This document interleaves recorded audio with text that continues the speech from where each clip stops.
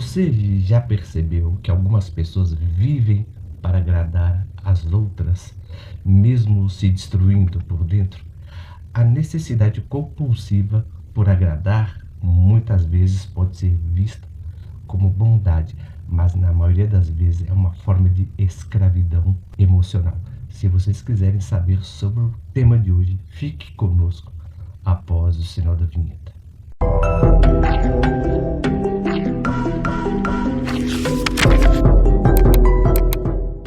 Muitas vezes as pessoas têm uma necessidade muito grande de confirmação, mesmo que seja para agradar as outras pessoas. E na maioria das vezes as pessoas nos ajudam e pensamos que essa pessoa é boa. E até mesmo a própria pessoa pensa que ela é boa. Mas o interessante é que inconscientemente a mesma percebe que elas usam, tá, a bondade como uma espécie de máscara. O porquê? Porque o agradador, ele sempre vive em função do olhar alheio, né? A sua identidade, na maioria das vezes, é totalmente moldada pelo medo de rejeição. Então, há uma diferença muito grande em um ato de virtude e de dependência emocional disfarçada de altruísmo. Por exemplo, você pode ajudar uma pessoa, mas a pessoa não ser grata e você está tudo bem com isso. Isso não te abala. Isso sim é uma espécie de virtude. Agora, quando você faz o bem para uma pessoa e a pessoa não te agradece, como você fica totalmente iracundo, chateado, ressentido, sim ou não?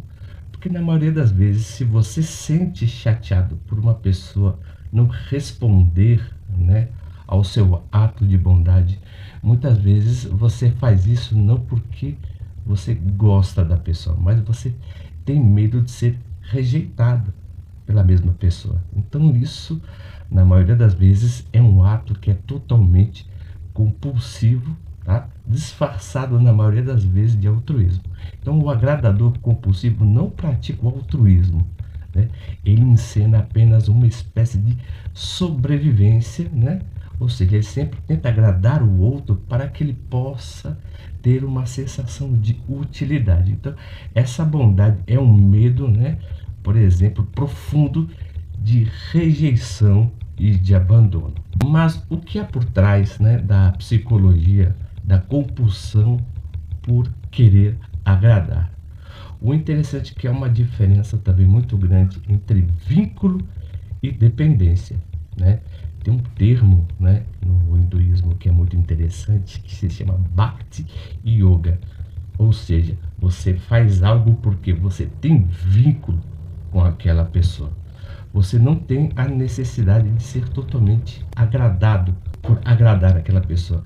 Você faz por um ato de devoção e de entrega. Você não pensa nada em troca. Por exemplo, pode ter um vínculo muito grande a relação de uma mãe para com o filho.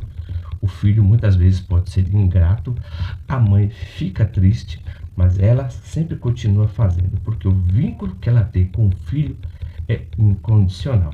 Então, em relação da dependência, não. Uma pessoa quando faz o bem para o outro e o outro não reconhece, você vê que ela tem uma necessidade de ser reconhecida, um vínculo verdadeiro com a outra pessoa, porque ela está sempre fazendo por um estado de dependência. Então, para essa pessoa, na verdade, que tem a compulsão por agradar, o amor para ela é sempre condicionado, ou seja, ela sempre entra numa relação entre rejeição e necessidade de validação. E muitas vezes, tá bom, isso nasce, né, como uma forma, por exemplo, de um trauma, né? Um filho que não agradou muitas vezes o pai, quer ou agradou a mãe, pelo fato da mesma ter nascido num lar disfuncional, ele tenta projetar isso para outra pessoa. Ou seja, a pessoa que é totalmente um dependente emocional, ele tem a necessidade de viver, né, no olhar do outro.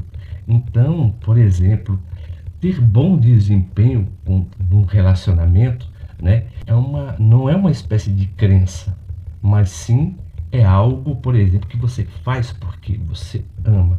Agora, se você pensa em ter bom desempenho porque você quer agradar aquela pessoa, você sempre se sentirá em falta.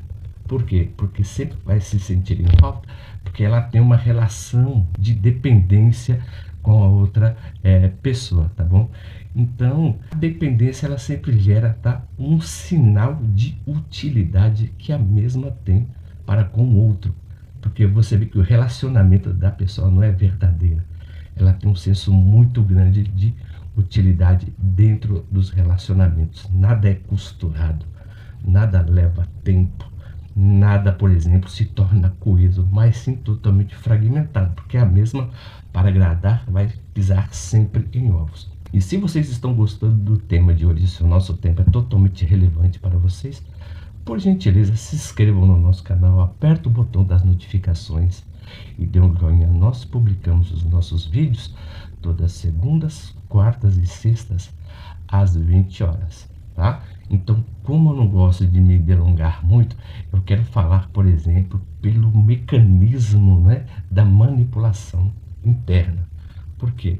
Muitas vezes nós pensamos que os outros, né, nos manipulam, mas na maioria das vezes também nos manipulamos pelo intermédio, né, da dissociação cognitiva.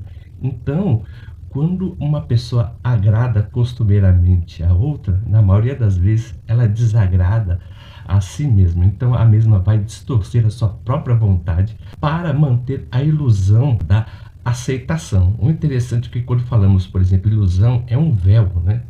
Hoje os hindus chamam isso muitas vezes de Maya, né? O véu da ilusão, ou seja, você está olhando, na verdade, não a realidade como é, você está olhando o desejo, você tem um desejo que a pessoa te aprove, tá? Então, você entra numa espécie de desconexão consigo mesmo, tá? Uma espécie de dissociação cognitiva, do qual que ela mesma vai se perdendo na vontade do outro. Não tem aquela frase? Aquele que quer agradar todo mundo, na maioria das vezes, não é aceito por ninguém. E não é mesmo, porque a pessoa vai usar você apenas como um meio. Tem uma frase até de Nietzsche que diz o seguinte, que é muito interessante. Ele fala bem assim que o ser humano ele se torna o seu próprio opressor quando tenta agradar o outro.